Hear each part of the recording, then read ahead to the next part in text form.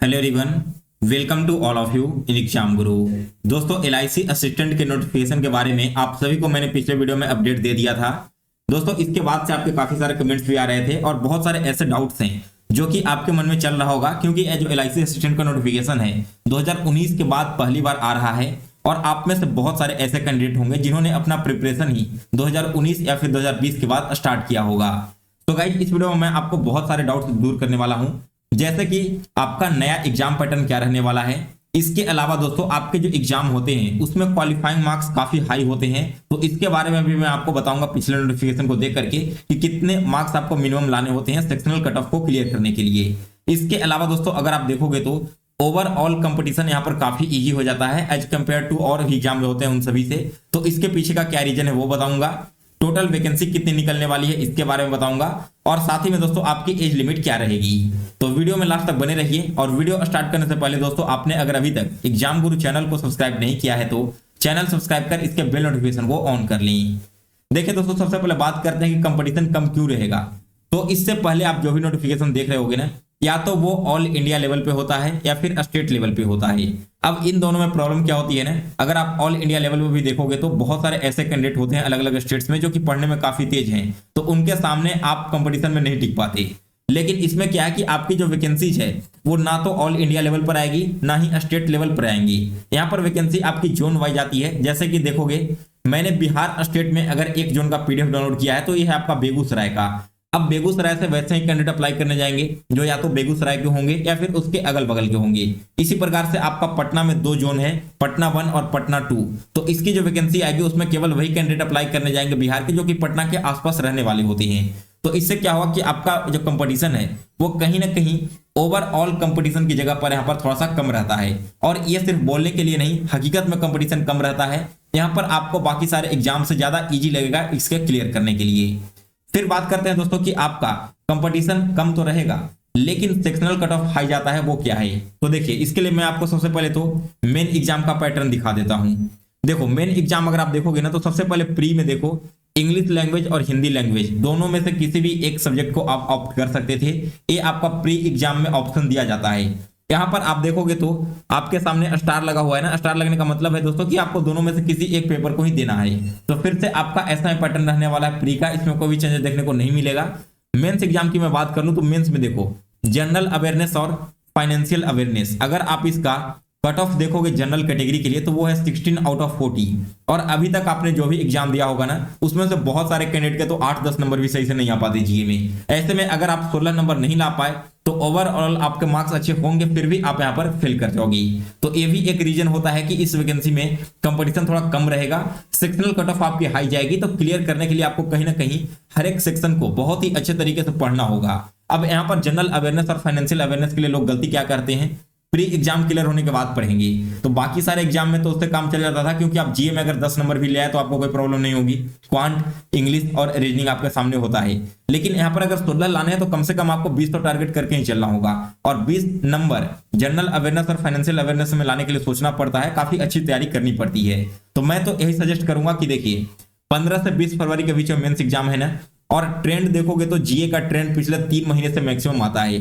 तो आप कोशिश करो कि 1 नवंबर से लेकर के फरवरी तक जो भी आपके मंथ्स हैं उन सभी का डेली बेसिस पे करंट अफेयर्स कवर करना स्टार्ट कर दो। इसमें आपके नवंबर, दिसंबर और जनवरी तीनों महीने कवर हो जाएंगे और एग्जाम में भी मैक्सिमम क्वेश्चंस इन्हीं 3 मंथ से पूछे जाते हैं।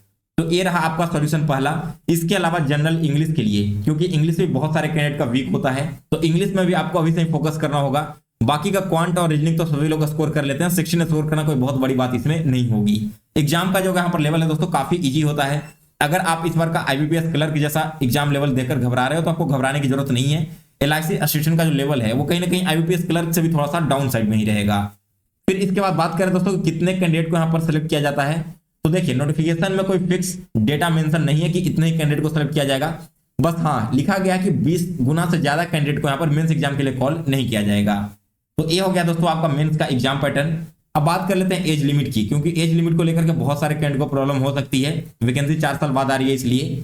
तो पिछले साल अगर आप देखोगे तो फॉर्म स्टार्ट हुआ था 17 सितंबर 2019 से, और आपके जो एज काउंट किए गए थे वो था 1 सितंबर 2019।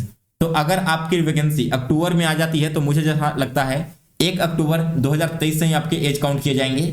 और अगर ये नवंबर के फर्स्ट वीक में आता है तब आपकी वैकेंसी जो एज है वो 1 नवंबर 2023 के अनुसार काउंट किया जाएगा। और यहाँ पर दोस्तों आपकी जो एज है वो मिनिमम 18 ईयर्स की होनी चाहिए और मैक्सिमम 30 ईयर्स की। जबकि आपने देखा होगा IBPS क्लर्क जैसे एग्जाम में मैक्सिमम एज 27 या फिर 28 ईयर्स का ही होता है। तो यहाँ पर भी एक गोल्डन अपॉर्चुनिटी वैसे कैंडिडेट के लिए है जिनका एज अब पूरा हो चुका था और वे बाकी और कोई फॉर्म नहीं फिल कर पा रहे थे। साथ ही दोस्तों यहाँ पर कंपटीशन भी थोड़ा सा बढ़ेगा आप लोगों के लिए उन कैंडिडेट से जिनका एज यहाँ पर थोड़ा हाईयर है, क्योंकि उनकी प्रैक्टिस अच्छी है पिछले 2-3 सालों की और आप लोग बहुत सारे फ्रेशर कैंडिडेट भी होंगे।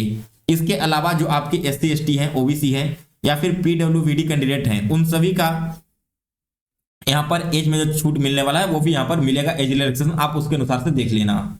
इसके बाद दोस्तों बात करते हैं टोटल वैकेंसी की। तो जैसा कि आकाश यादव सर ने बताया है, वैकेंसी के बारे में कोई भी कंफर्मेशन नहीं है, बट यूनियन के द्वारा जो उन्हें न्यूज मिली है उस हिसाब से 10,000 से कम वैकेंसी तो आने की कोई संभावना नहीं लग रही है। और अगर ओवरऑल 10,000 वैकेंसी आती है तो यकीन मानो कि हर एक जोन में आपको एक अच्छी खासी वैकेंसी देखने को मिलेगी, क्योंकि दोस्तों पिछले 4 सालों से कोई नोटिफिकेशन नहीं आया है। इन 4 सालों में बहुत सारे नए पोस्ट भी यहाँ पर बने होंगे।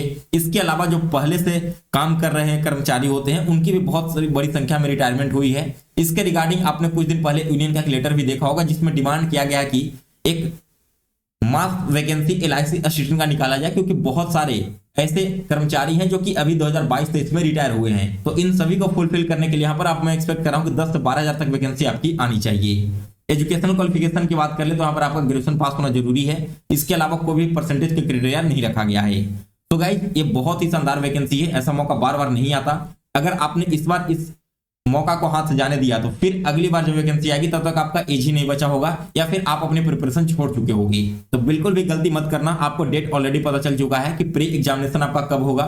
ये दिसंबर के लास्ट में होने वाला है और अक्टूबर आपका ऑलरेडी ओवर होने को है, यानी कि लगभग आपके पास 45 से 50 दिनों का टाइम है। तो इन कम दिनों में आप सभी लोग अपनी प्री और मेंस दोनों की तैयारी एक साथ लेकर चलो।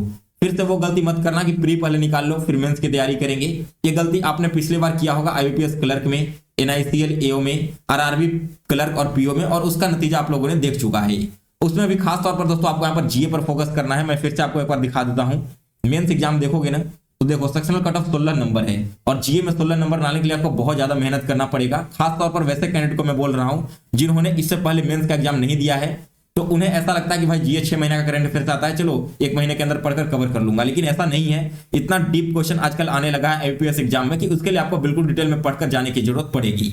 वैसे मैं GA के लिए एक बिल्कुल सेपरेट वीडियो बना दूंगा। 6 नवंबर को मेरा RRB PO का इंटरव्यू है। इंटरव्यू देने के बाद जैसे मैं फ्री होता हूं तो मैंने इस बार जो भी 4-5 मेंस एग्जाम दिए हैं उसमें GA का मेरा कैसा रहा पेपर, मैंने कहां से पढ़ाई की थी और कितने कितने क्वेश्चंस कौन कौन से सोर्स से इस बार मैच किए थे, वो बिल्कुल डिटेल्ड में आपको एक्सप्लेन कर दूंगा। तो GA के लिए आप लोग ज्यादा टेंशन मत लेना। मैंने एक सेपरेट प्लेलिस्ट भी बना दिया है आपका LIC असिस्टेंट का, तो उससे भी आप लोग देख लो। वहीं पर आपको सारे वीडियो एक साथ अवेलेबल मिल जाएंगे। सो गाइस फिलहाल इस वीडियो में बस इतना ही। अगर आपको इस वैकेंसी के रिगार्डिंग और भी कोई डाउट है या क्वेरीज है आपके मन में तो आप मुझे कमेंट करके पूछ सकते हो, या फिर मैंने अपना WhatsApp नंबर भी दे रखा है, आप उस पर भी मैसेज करके मुझसे पूछ लेना। तो गाइस फिलहाल इस वीडियो में बस इतना ही। वीडियो पसंद आया हो तो लाइक करें और शेयर करें।